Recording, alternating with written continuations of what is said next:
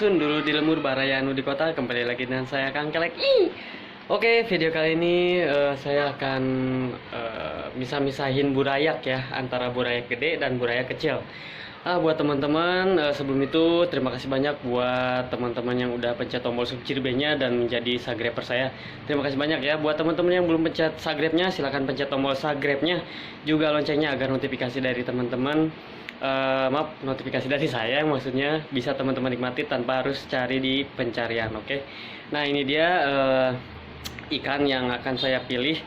Ini kan ikan tuh banyak ya, ada namanya gede, kecil, itu udah biasa di dalam hasil breed ya, atau burayak-burayak. Nah, buat teman-teman juga nantinya akan ngalamin hal yang sama, dimana nanti ketika ngebreed itu teman-teman akan menemukan ikan yang besar dan ikan yang kecil, itu sudah biasa. Nah, ini saatnya kita memilih antara yang gede, yang kecil, itu harus dipisahkan. Karena kenapa?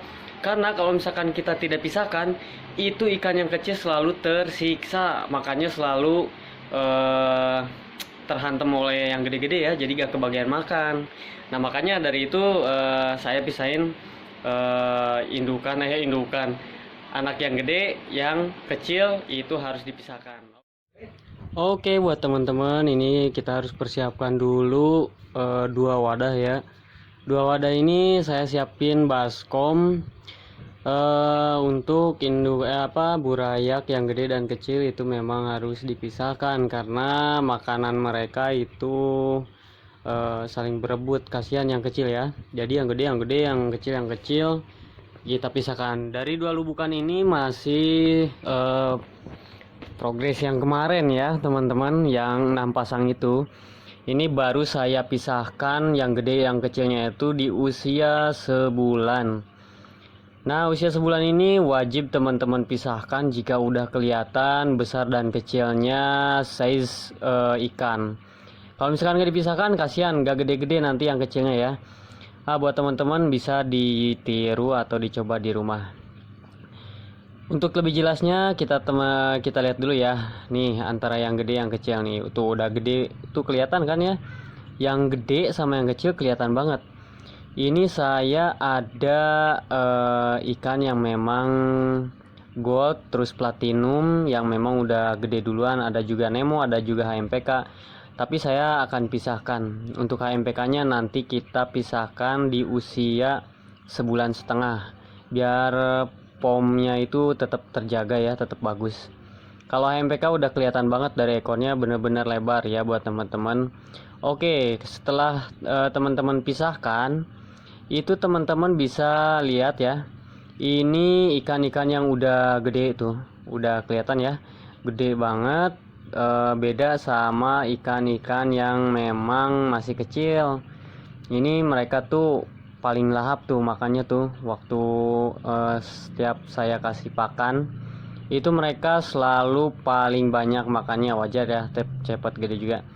Nah, buat teman-teman, kalau misalkan udah dipisahkan seperti ini, itu akan mengkondusifkan untuk ikan tidak saling bergesekan antara yang besar dan yang kecil. Tuh, ini kan kecil-kecil tuh. Ini saya ambil rata aja, yang lebih kecil bodinya daripada yang lebih gede gitu ya. Jadi yang lebih gedean dikit pastinya saya pisahin. Kalau ini masih campur, ada yang size-nya sedang sama yang kecil banget. Nanti saya akan pisahkan lagi. Kalau misalkan ini size-nya udah mulai pada gede lagi, nanti saya pisahkan lagi. Setelah itu teman-teman harus kuras dulu lubukannya. Harus bener-bener sampai bersih ya, dikuras habis, bener-bener dibersihin biar tempat mereka lebih nyaman. Ini pengurasan ini selain selain ngejaga kebersihan, juga pertumbuhannya juga akan lebih cepat untuk ikan-ikan.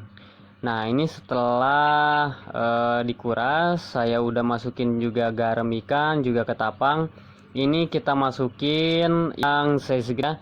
Ikan yang size gede ini saya masukin ke styrofoam yang gede juga, karena airnya akan saya naikin ya, nggak kayak ikan-ikan yang baru pertama ya, cuman beberapa buku tangan gitu ya, cuman beberapa buku dari jari ya. Nah, buat teman-teman bisa tiru juga di rumah. Kalau misalkan udah gede-gede, bisa ditambahin airnya lebih tinggi.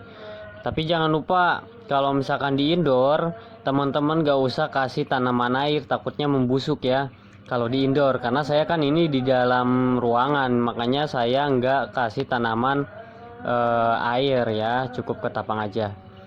Ini ikan yang masih kecil, teman-teman bisa lihat sendiri ya, lebih banyak jumlahnya karena memang ikan yang masih kecil ini untuk makannya aja saling gesekan sama yang udah gede-gede.